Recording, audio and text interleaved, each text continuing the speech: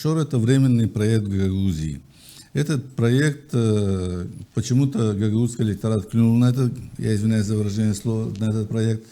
Я говорил, что проект, он временный, и как он внезапно появился, так внезапно исчезнет с политической арены. Потому что ШОР, на мой взгляд, это не защита интересов Гагаузии или автономии.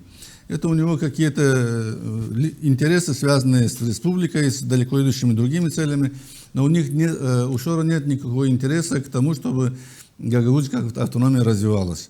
Поэтому я воспринял этот элемент появления ШОРа в Гагаузии как временный проект.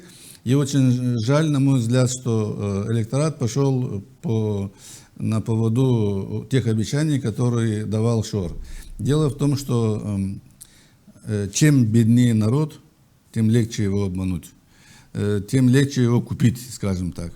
ШОР это знал, и ШОР решил идти по этому пути, чтобы через Гагаузию дальше влиять на республику в целом. Ну, Аргеев, само собой, там Тараклия и всю Гагаузию влиять на республику в целом. Но я не видел в нем интереса, чтобы он защищал интересы гагаузов, гагаузского народа. И я не знаю там те заявления, которые он делал. Я не был в команде ШОРа и не собираюсь быть.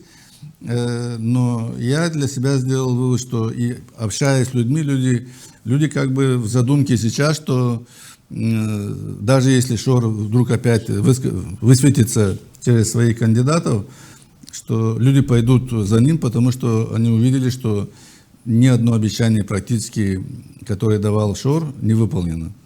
И потихонечку электорат меняет свои взгляды, на мой взгляд.